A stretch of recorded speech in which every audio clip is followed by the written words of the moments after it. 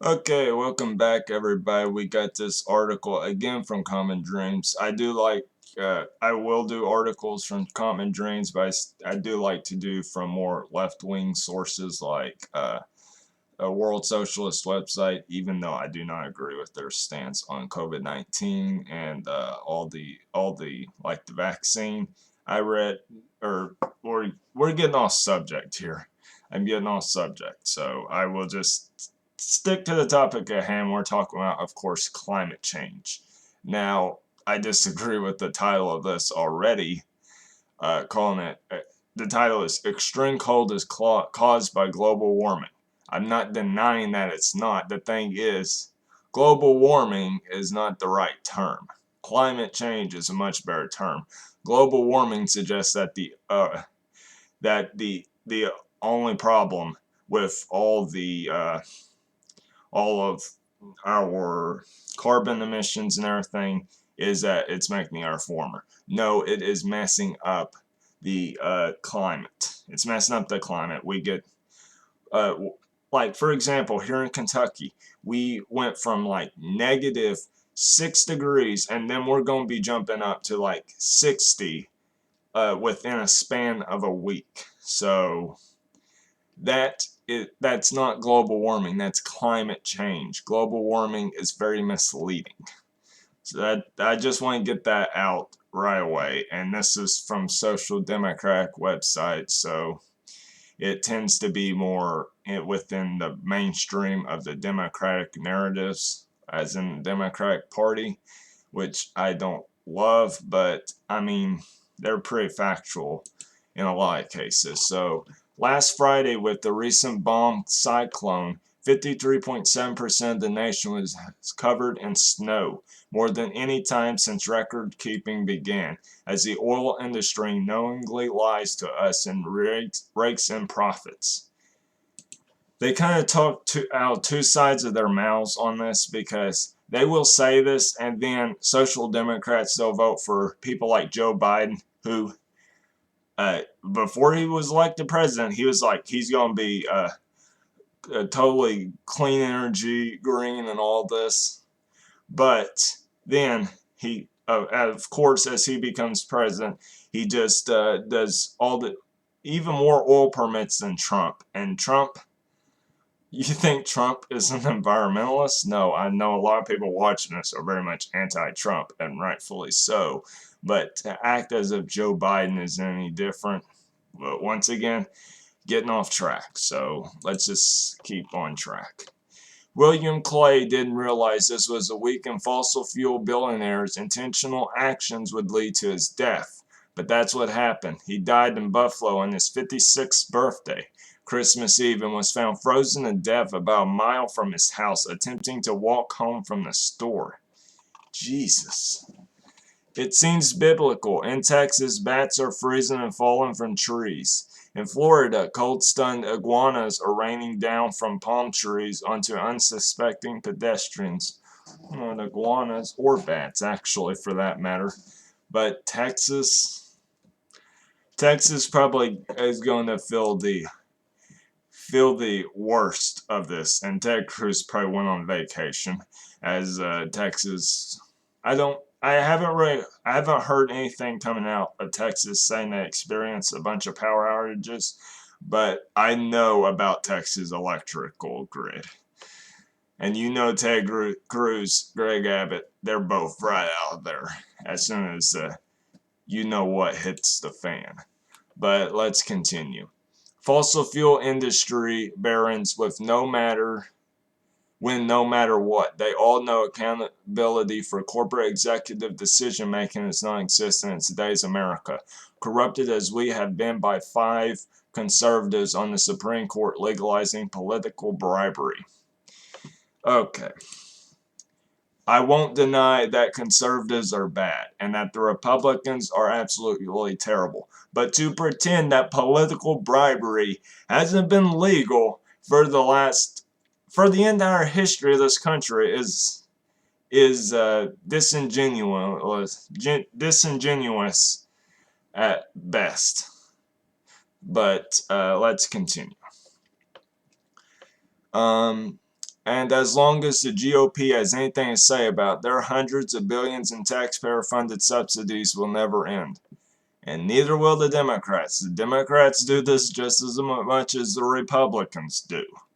Not taking up for Republicans. A lot of people watching it's like, this guy's just a shill for the Republicans. No, I'm not.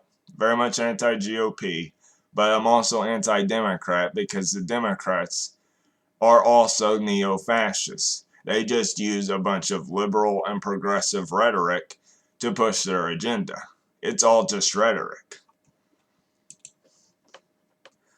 When extreme weather hits the U.S., be it extreme heat in the summer, extreme cold in the winter, more of their product is burned to create electricity and heating, cooling, earning them more profits. When weather is normal, they just go back to bribing climate science deniers and Republican politicians across the nation to block any action to hold them accountable for 60 years of intentional lies.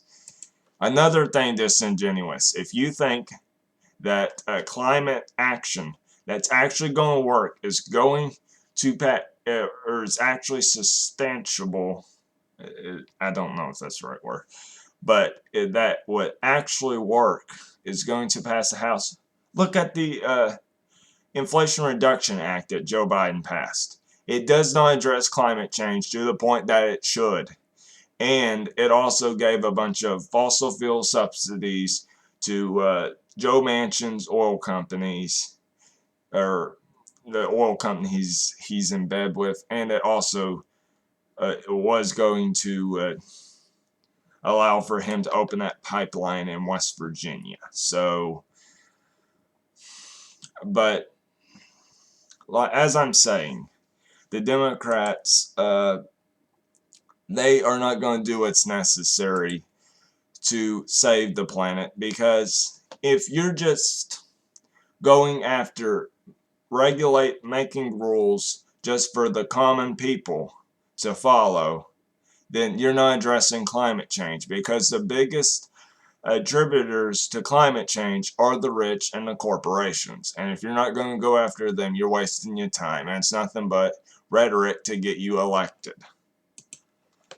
But let's continue. Last Friday, as the most recent bomb cyclone was blasting much of America, 53.7% of the nation was covered in snow, more than any time since record-keeping began. Casper, Wyoming, saw its temperature drop to negative 42 degrees Fahrenheit, the coldest ever, as similar records going back centuries were shattered across the U.S. In Denver, for example, temperatures dropped by 47 degrees in a mere 2 hours. We dropped from like 44 all the way to like -6. So that's what happened here. Over 200 million Americans were under winter storm warnings. Parts Texas privatized for-profit power grid failed again, joining a dozen other states with deadly power outages. Dozens of people died. It's good that they pointed out privatized for-profit power grid. I'm actually shocked that a social democratic website pointed out privatized for-profit power grid, because as you would well guess, I am a socialist and I support nationalizing the energy sector. And it tends to be that even Bernie Sanders has dropped the idea of nationalizing the energy sector. Used to call for that, now it's just a one-for-all for-profits tax, which is a band-aid to the solution, which I'm starting to believe is Bernie Sanders' whole gig. But as I was saying, in order to address climate change, we have to nationalize the energy sector, and because for-profit private companies are not going to address climate change. I said it right. Climate change, not global warming. I'm not using the term global warming because it's misrepresents the situation. But what was my other point? But like in Texas, with the power outages, private companies are not going to are not going to address the infrastructure issues. They're not going to upgrade power grids and things like that. They're like here, we have trouble getting them to cut the trees back. So they're not going to actually try to help the citizens. So let's continue. Predictably, shills for the fossil fuel industry and the suckers who believe them were imitating Oklahoma Republican Senator James Inhofe from February 2015 when, as chairman of the Environment and Public Works Committee, taking money from the fossil fuel industry and thus dancing to their tune, Inhofe famously threw a snowball on the Senate floor to pathetically try to show there's no global warming. Yeah, they may do this. They clearly the Republicans are climate change deniers. But to pretend that just because the Democrats say they believe in climate change, their actions speak louder than their words, because they will not do anything. They are taking the same money from these fossil fuel companies that the Republicans do, that Joe Manchin does, that Kirsten Sinema does. So to pretend that they are actually going to address climate change is an effing joke. Joe Biden has been doing the same oil permits that Trump has, and I think, if I'm not mistaken, he's been doing more oil permits than Trump did. Not taking up for Trump still. The tweets this past weekend were saying things like, "Love me some global warming." So how does global warming produce record-breaking cold? And another thing, probably the real reason, or probably part of the reason that Republicans are always denying global warming is because the term global warming is misleading. Climate change is a word we should be using. So how does global warming produce record-breaking cold? It appears to have a lot to do with global warming messing with the jet stream and the related walls of wind circulating around northern latitudes that in prior decades and centuries largely kept Arctic air over the Arctic. Now it's ending up in our front yards. Back in 2012, Rutgers' Dr. Jennifer Francis and the University of Wisconsin's Stephen Vavris published a hypothesis to explain the increasingly extreme variations in weather we're experiencing in the northern hemisphere. While still the subject of scientific debate, their hypothesis was both elegant and easily understood. As long as the Arctic Ocean was covered with deep, hard ice, it produced a permanent and cold platitude of stable temperature air. That cold air dome in turn stabilized the temperature and pressure of the air above it, so the circular flow of high altitude winds around the Arctic, called the normal polar vortex, were largely kept in place at those high northern latitudes. We had summer and winter, storms and snow.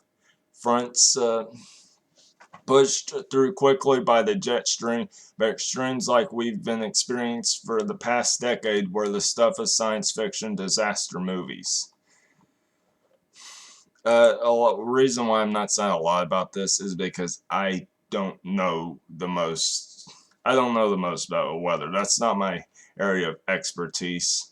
I'm not an expert when it comes to climate change, but I'm smart enough about it to know that climate change, global warming, is a misleading term, and climate change better represents the idea that the Earth is experiencing a change in climate, like we get an extreme heat and extreme cold.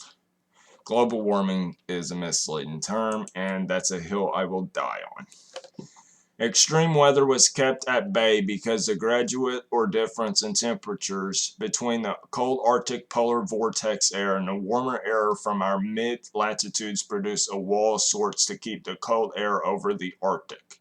In addition to the polar vortex, there's another river of air flowing in a circle around the North Pole at a different altitude than largely controls our weather.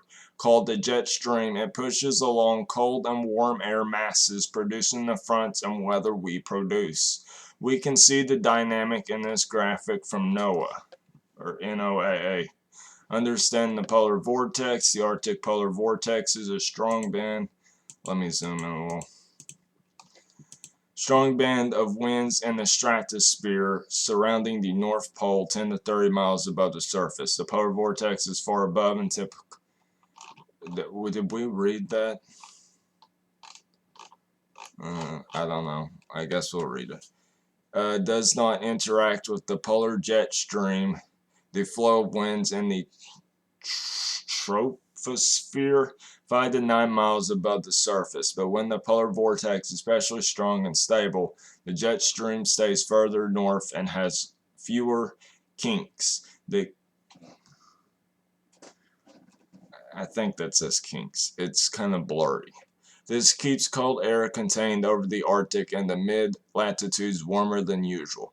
Every other year or so, the Arctic polar vortex dramatically weakens. The vortex can be pushed off the polar or split into two. Sometimes the polar jet stream mirrors the stratospheric upheaval, becoming weaker or wavy. At the surface, cold air is pushed southward to the mid-latitudes, and warm air is drawn up into the Arctic. North of the... I gotta make sure this... Okay, my webcam's not covering anything. Had to make sure it wasn't.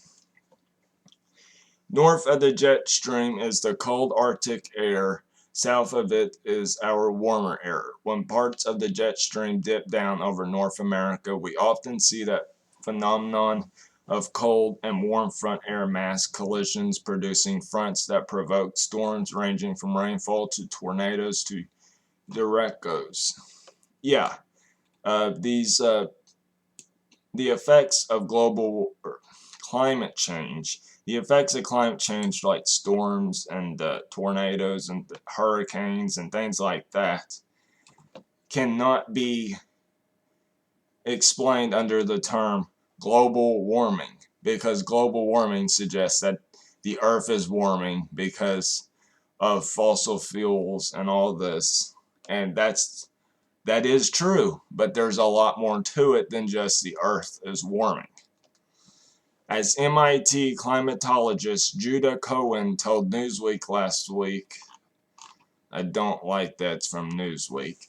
If you watch the channel, you know I'm very against mainstream media, but when the polar vortex is in its normal or strong state, there is a strong ribbon or river of air that flows rapidly from west to east that acts like a barrier that separates cold air to the north over the Arctic and milder air to the south across the mid-latitudes. When the circulation around the polar vortex becomes less and less circular in shape, the cold air normally confined to the Arctic can expand southward to the mid-latitudes, including the US, Europe, and East Asia.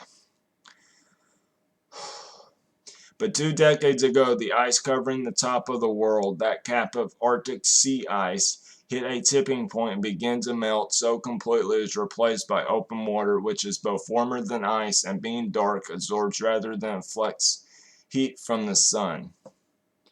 Another point about why the term global warming is misleading is sea levels are rising. The ice in the Arctic are melting and sea levels are rising. If you use the term global warming, it just suggests the earth is warming, and that's the only problem with climate change. So once again, climate change is a better term. As NASA's Earth Observatory scientists note, a pattern of steep Arctic sea ice decline began in 2002. The Arctic is now warming several times faster than the mid-latitudes, in part because of the dark water phenomenon replacing reflective ice, and in part as a consequence of the entire planet's CO2-driven global warming. As the air above the Arctic warms, it reduces the gradient, the difference in temperatures at the boundaries between the Arctic and the mid-latitude air. When the temperature, I was hoping I could get that off of there, but I can't. When the temperature gradient decreases, so does the strength of the wall of the boundary created by Arctic air hitting mid-latitude air. As that wall, which helps hold into place the jet stream, weakens, the cold air above it can push through, past, or under the jet stream. It then ends up in our front yard as negative 42 temperatures. And my screen just blinked. I don't know why. This is apparently also why here in Portland we had 3 consecutive 116-degree Fahrenheit days 2 summers ago, killing hundreds of people and millions of trees. Hot air from south of us that would normally have been kept to the south by the jet stream punched north all the way into Alaska and set over us for days. It's also probably why Arctic air covered so much of the U.S. this past week, punching as far south as Texas. Air that's normally confined to the Arctic broke past its wall and drooled down over North America. And global warming is driving the amplification of the entire process. At the same time, the fossil fuel industry, particularly the oil industry, is enjoying record-breaking profits. Thousands of Americans are dying every year from climate change-amped weather, ranging from droughts to floods to massive tornadoes and derechos. Another point that I've been willing to make this entire time is, yes, we need to end the oil industry. First, you do that by nationalizing the energy sector, so the government would be in charge of the energy sector. But there is a thing about the renewable energy that the liberal environmentalists, the green capitalists, are doing. They want to transition to like electric cars and solar powered and wind powered energy or electricity, but that they're not near as reliable as nuclear energy. We need to transition to nuclear energy. We need to do it fast. And even like nuclear cars, just look, there was this, Ford had the idea of a nuclear car since 1939. A nuclear powered car, then this was in 1939, based on their evidence, showed that it could go 5,000 miles without needing to be refueled. So it's clean energy. It's not renewable, but it's clean energy, and it lasts longer. The thing is, it's not profitable. It would not be near as profitable as fossil fuels or electric cars. The thing about electric cars is you still need to burn coal in order, or burn fuel, oil. All depends on what. Depends on, I mean, it differs. It's one of those three. But it would still have to do that in order to produce the electricity, in order to refuel an electric car. And also, the manufacturing of an electric car would release just as many carbon emissions that manufacturing a gas-powered vehicle would. But to finally finish the article, industry CEOs and executives have not only lied to us for half a century about this coming disaster, most also continue to fund lies and liars while stuffing their money bins fuller every day. The politicians who take their money and lie about climate change are a little better. It's almost impossible to find a Republican nationally or even at the state level who's not on the take, directly or indirectly, from this poisonous industry. How to deal with these moral crimes will be the next challenge confronting both democracy and our... We're not democracy, we're an oligarchy. And just this line right here proves that we're an oligarchy. And our criminal justice system as millennials and zoomers take political power, and that reckoning can't come soon enough. The millennials and zoomers taking political power are just a bunch of neo-libs and neo-cons. That's all they are. Those, most neolibs are neocons.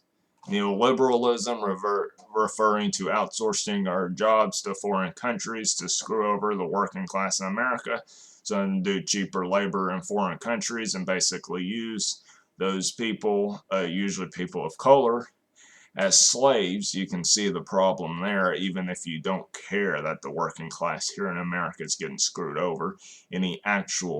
Any person who actually cares about human rights and actually is anti-slavery would be against that, but no, they're not. And neoconservatism refers to imperialism, colonialism, and war, as in what the Biden administration is doing in Ukraine, along with NATO and the United Kingdom, doing effectively fighting a proxy war with Russia to overthrow their government so the United States can remain the supreme power.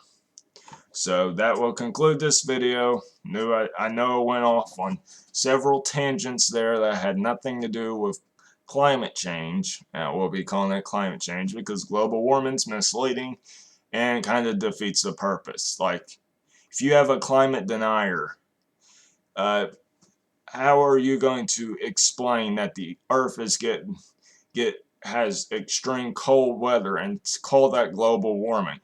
They're just going to try to punch holes in your argument, and they can when you use the term global warming. But that's going to conclude this video. Thank you for watching. See you in the next one. And peace out. This has been the Socialist Report. I'm Chris Stone.